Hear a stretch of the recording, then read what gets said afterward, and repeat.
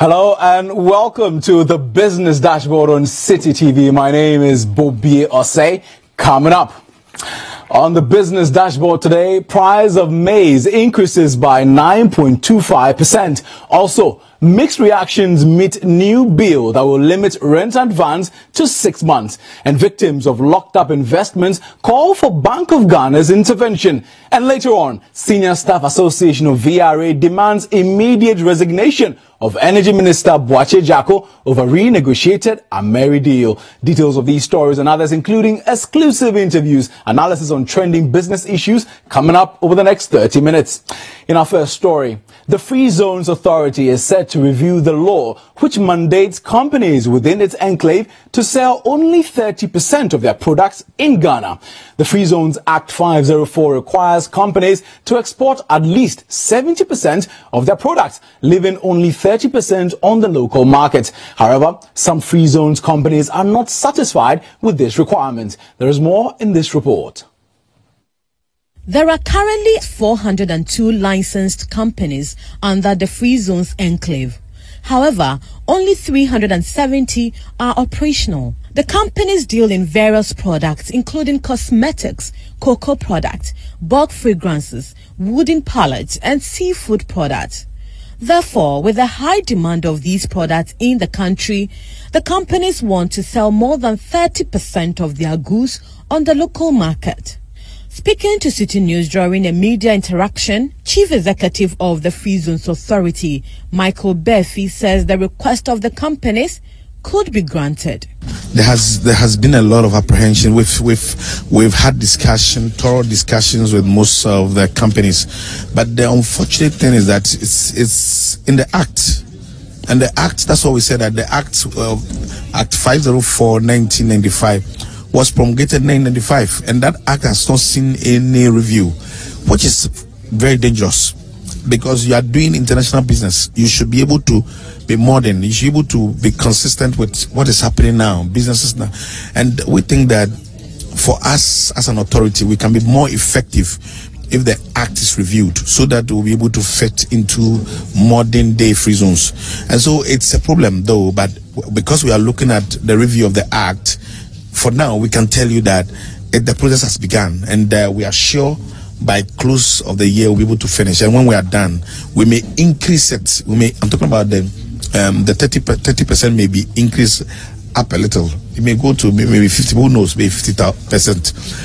The Free Zones Authority is also seeking to enact a local content policy to ensure more Ghanaians are employed by Free Zones companies. After the Act has been reviewed, we're going to look at strictly local content policy, where we'll be able to tell, especially the foreign direct investments, to employ a certain number of Ghanaians, so that the concept will benefit Ghanaians more, because we are the owners of the country, and so we should be able to benefit more from the concept.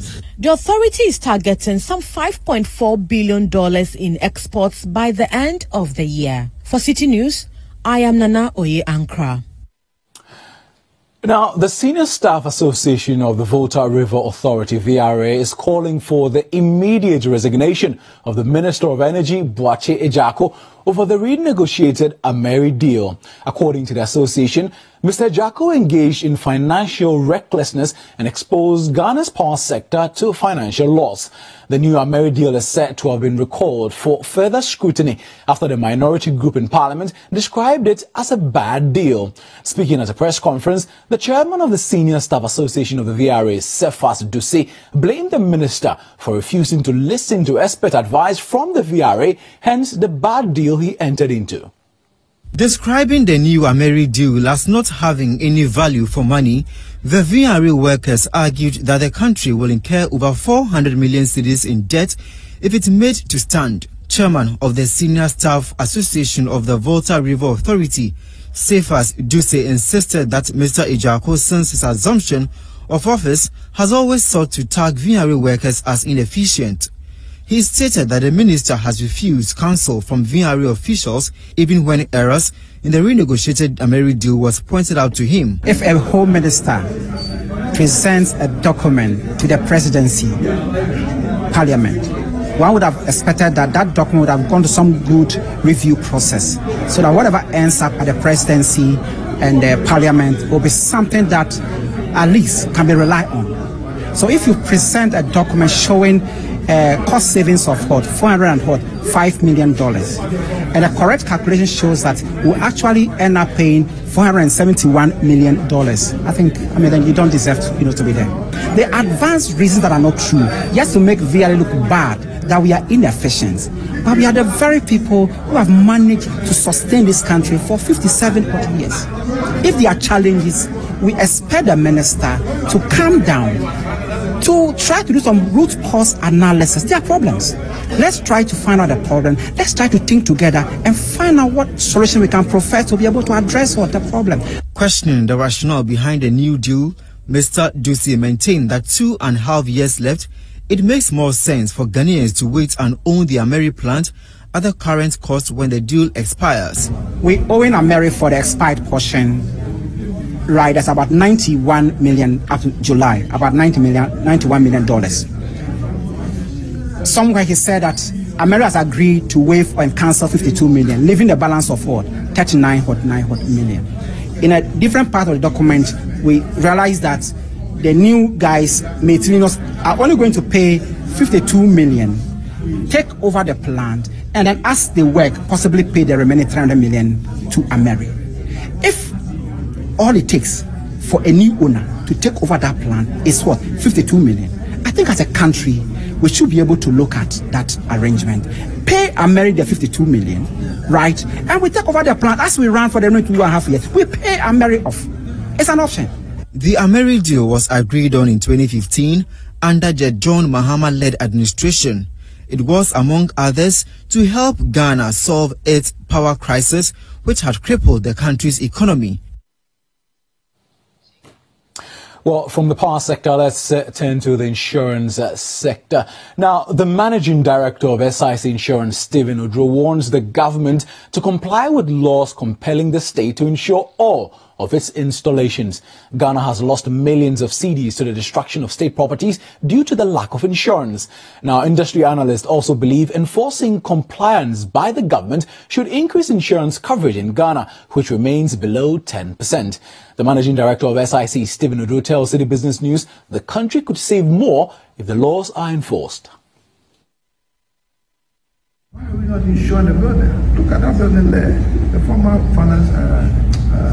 Foreign Affairs building at Tema Station. If that building had been insured, you think it would be standing there just like that?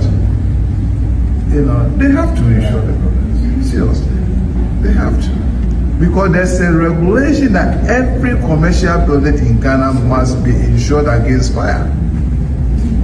And why is it not being enforced? Well, you're still watching the Business Dashboard live on City TV. We are going for a quick break. When we return, more of the latest from the world of business. Stay with us.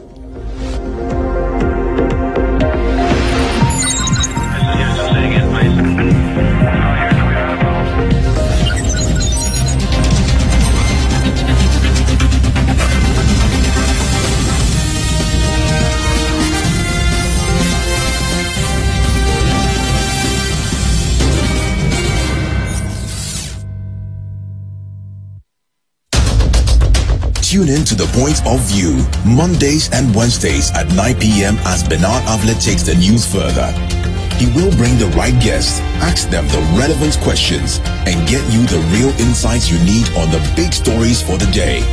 The Point of View with Bernard Avlet, Monday and Wednesday nights, only on City TV.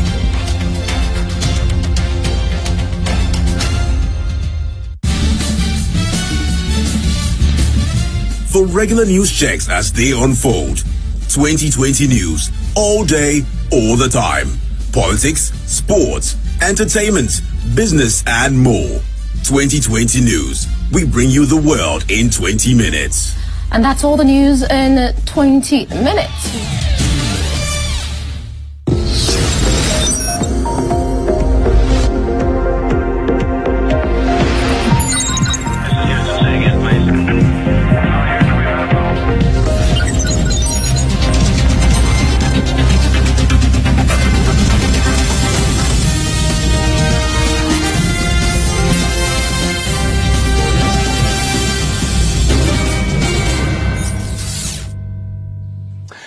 Welcome back to the Business Dashboard on City TV. My name is Bobby Osei. Let's go to the markets for our next story. Now, price of maize has seen a sharp increase of about 9.25% to close at 182.14 Ghana cedis per 100 kilogram bag. This is up from the 166.71 Ghana cedis it recorded last year. Now, some farmers had predicted a shortage of the crop soon due to the armyworm invasion, as well as the heavy rains that hit the north last month. There is more in the following report filed by Jessica Ayokwai. The increase, according to Francis Dansweje of Isoka, Ghana, can be attributed to the heavy rains as well as the approach of the new harvest season. For maize, they are now harvesting, and so the maize that is in the system are still the old stock and little of the new ones that are in the system. So you still have old maize, and any time that you have the old maize, the prices will be higher than the new ones that are in the system because they, in terms of the moisture level, the content is very low. And so it will be more expensive than the new ones, which has a high moisture content. Aside maize, other cash crops that saw an increase in prices include groundnuts, local rice, and soya, gaining between 6.5 and 9.09%. Millets, imported rice, and wheat all made gains of less than 6% to close at 269 Ghana cedis, 29 pesos. 335 Ghana cedis and 251 Ghana cedis, 67 pesos respectively. Tomatoes also gained 2.42% to close at 324 Ghana cedis, up from the previous average of 316 Ghana cedis, 33 pesos. Interestingly, cassava saw a drop of 5.34% to close at 68 Ghana cedis, down from the 71 cedis, 83 pesos average recorded in July. Also, yam, puna, and gari dropped in prices. Puna dropped 12.99% to close at 602 cedis, 67 pesos, with gari dropping by 10.94% to close at 174 cedis, 43 pesos. Francis, however, predicts prices of the commodities may see a decline for the next pricing window. A lot of the commodities that we consume, we are going to see the prices coming down. Just a few of them will go up. Tomatoes, some vegetables as well will go up, but a lot of the staple foods, the prices are going to drop. Now, victims of locked-up investments are demanding that the Bank of Ghana intervenes and rid the microfinance sector of non-performing institutions. They believe a timely intervention would protect customers from losing any more cash. The call follows the central bank's recent crackdown on banks, which has seen it revoke the licenses of 7 banks. Pius Emihia Duka has been speaking to some victims in our reports. What started as a withholding financial institution for Roger's salary 5 years ago will later become his worst nightmare as a national service personnel. Reports on investment gone bad in the media have become common, at least for the past 4 years, ranging from microfinance institutions, savings and loans companies to rural banks and finance houses. Customers who were convinced to save for the future are now faced with days, months and even years of uncertainty in reclaiming their investment or interest earned. Affected victims are struggling to pay fees, rent and in some cases cater for dependents as little as less than a year old. My rent is almost closer, though I stay with somebody, so I have to pay for the rent of that accommodation because he is living. So I went to take the money, add up something, then I get to stay any further.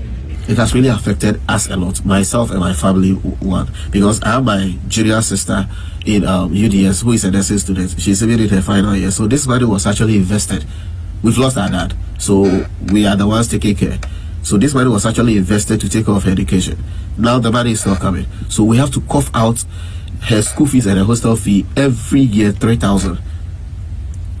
Her upkeep is not part. As I speak now, just this September when school resumes, she needs to pay that amount, and that thing is coming. So we have to cover. We also have our personal families.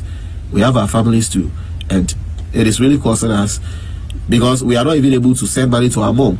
As at August 2018, data from the Bank of Ghana shows that there are 484 microfinance institutions, 144 rural banks, 37 savings and loans, as well as 23 finance houses. This means that the central bank's other financial institutions department supervises 688 institutions to ensure that customers' deposits are safe while ensuring conformity to regulations. But this will not be the case, as thousands of customers have monies running into millions of cedis going down the drain. Philip Morgan Wuntumi is the CEO of Ascent Financial Services, a company which is finding difficulty paying its clients whose money runs into a billion cedis. He admits to the poor corporate governance practices and blames that for the industry's woes. As you can say, is due to indiscretion or poor judgment on their part. You cannot incriminate such a person unless you can put evidence to it. You get where I'm coming from? As in that the person actually gave it, knowing that this person cannot pay. MD or head of operation or head of finance gave money to company C, was part of the people that approved money to company C, knowing that they were not going to be able to pay. But the central bank is confident its new measures should sanitize the industry soon. We recognize that we have some issues in the specialized deposit-taking institution sector, and these are the sectors where the poorest and most vulnerable in our society, places their deposits. So it's an issue that we have to deal with to strengthen the XDI sector, make sure that it is well capitalized, and make sure that depositors are confident in using or putting their monies into some of these microfinance and savings and loans companies. It, however, appears these assurances may only suffice when the central bank turns its spotlight on sanctioning defaulting institutions. For someone to work in the sun, come and save, then later you come, it's closed, and they don't have any option than that money that they have. And when they come and it's locked up, what do you think will happen? So as soon as possible, they should start taking them off from the system. Somebody put money into the bank, you are going to take your money, it becomes a problem. Tomorrow they say this bank has closed, today they say this, today they say this. So the government have to take action now so that our money will be safe. As uncertainty lies in the faces of businesses and individuals who are waiting for their locked up cash, the central bank will have no other option than to crack the whip on operators who are flouting its regulations. For City News, Pius Amihe Eduku.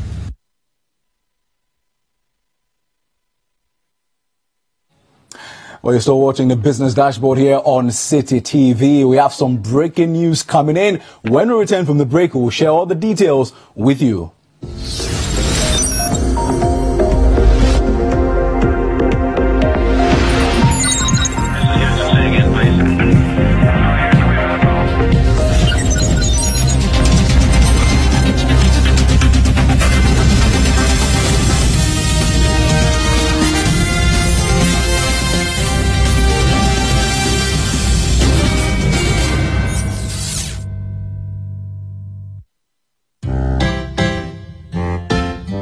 The City FM Literacy Challenge is back. Are you a JHS student? Are you willing to contribute to change? What would you do if you were the president of Ghana? Do you want to win a whopping 10,000 Ghana cedis? If yes, then participate in the Literacy Challenge 2018. Level 1. The year is 2035. The law allows people below age 40 to contest the presidency. As a presidential candidate in a general election, in no less than 600 words, write your manifesto speech. Remember, letter must be in your own handwriting, must be endorsed by a parent or guardian. Add your full contact details and post to the Literacy Challenge P.O. Box GP 14123 Accra Central, or drop it off at the front desk of City FM at Abraka behind the police station. Level 2, the top 50 students selected from all over Ghana shall take a written general knowledge quiz. And finally, level 3, the top 10 students shall compete in the classic quiz competition to win the ultimate prize of 10,000 Ghana cedis. The Literacy Challenge is powered by 97.3 City FM and sponsored by Data Bank Edifund and MoneyGram with support from City TV. Closing day for entries is Friday, 10th August 2018. Call 0205-973-973 for more inquiries. Terms and conditions apply. We spice up your mornings with culturally enriched conversations, social interviews, and policy-oriented discussions that will keep you updated on the progress of the nation. Because we're giving only those in their third trimester. So in the next 3 months, those in their second would be ready to receive the kit. And we're taking data at registration, which is before they take the kit, at delivery and post-delivery, so that we can analyze and we'll see the numbers. So from the numbers and the data that we're collecting, we would know what has worked, what hasn't worked, Join the Breakfast Daily team Monday through Fridays from 7:30 a.m. to 10. Let your voice be heard with the hashtag Breakfast Daily. Join us for breakfast daily, only on City TV. Tune in to The Point of View, Mondays and Wednesdays at 9 p.m. as Bernard Avlet takes the news further. He will bring the right guests, ask them the relevant questions, and get you the real insights you need on the big stories for the day. The Point of View with Bernard Avlet, Monday and Wednesday nights, only on City TV.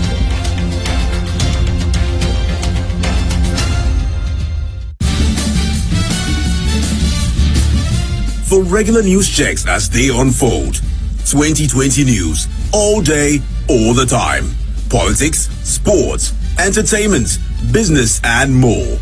2020 news. We bring you the world in 20 minutes. And that's all the news in 20 minutes.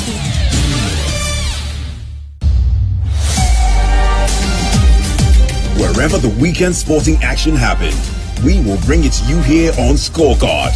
Every goal, every dunk, every punch, the winning strides, and the winning volleys. Come international media, he said, look, wait, sit and wait. Let me have a meal with my people. And I think that's the same cool, it's the same organization he brings to the field every time I've seen him play. He looks to me like somebody who has played over 50 caps already. Okay. But this guy has barely played over 25 caps for the national team. All of the weekend's action in one place. Scorecard, every Sunday at 7:30 p.m. prompt on City TV.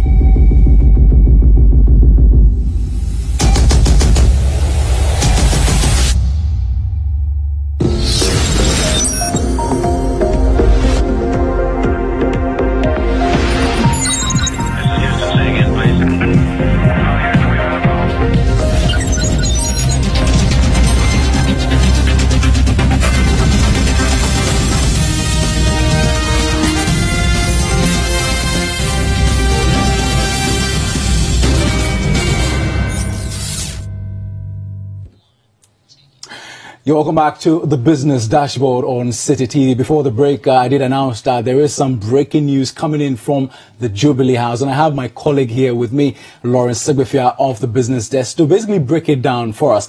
I mean, just today we had the VRA Senior Staff Association basically calling for the head of the Energy Minister, and we know that there is some breaking news from the Jubilee House. What more can you tell us? All right, so Bobby, we can tell you for a fact that the president has fired the energy minister, Mr. Boakye Ejaku. And according to the letter, I would want to read excerpts of the letter. Say, the president of the Republic, Nana Addo Dankwa Akufo-Addo, has by a letter dated 6 August 2018 relieved the Minister of Energy, Mr. Boakye Ejaku, of his position with immediate effect.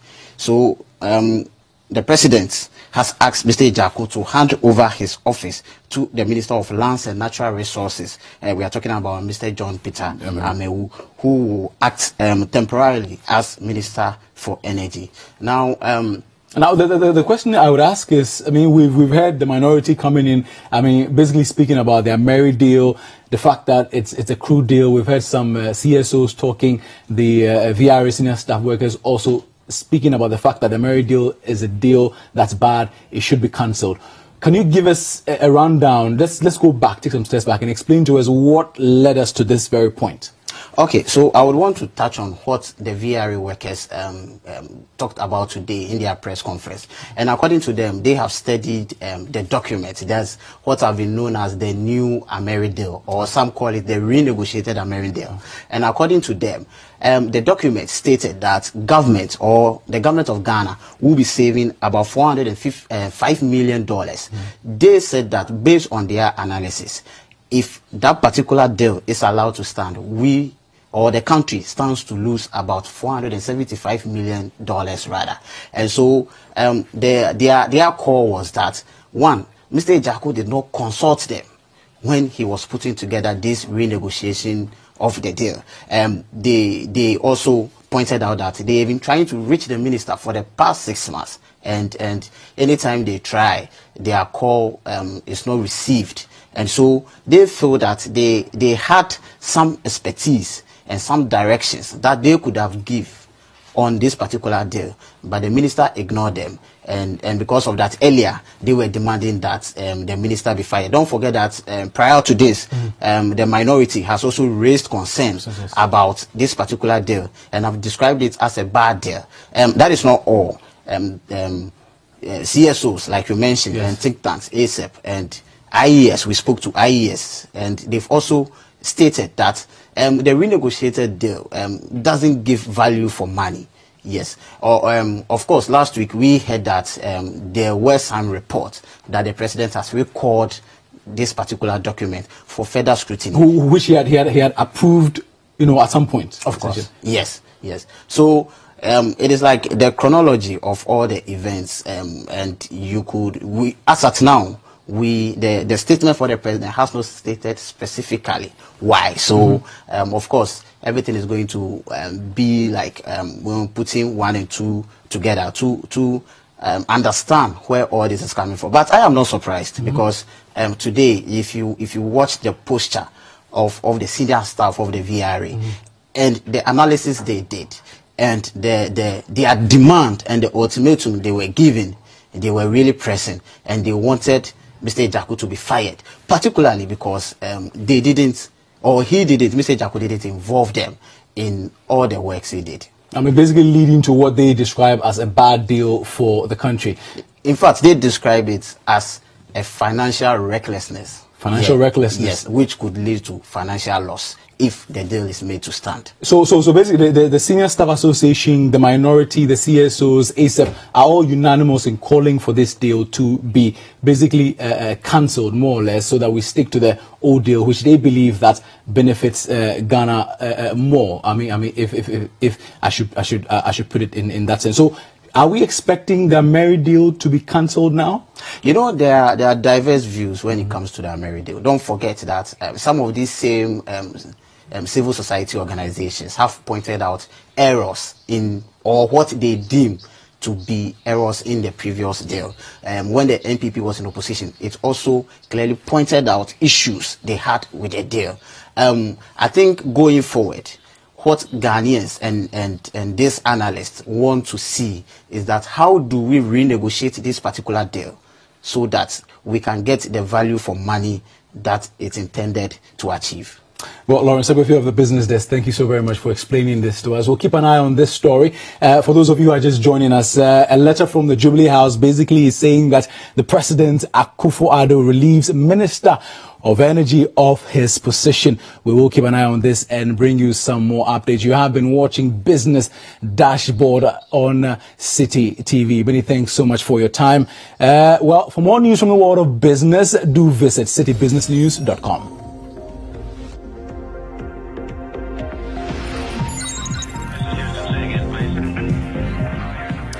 Well, my name is Bobby Osei. Many thanks for your time. We'll see you tomorrow.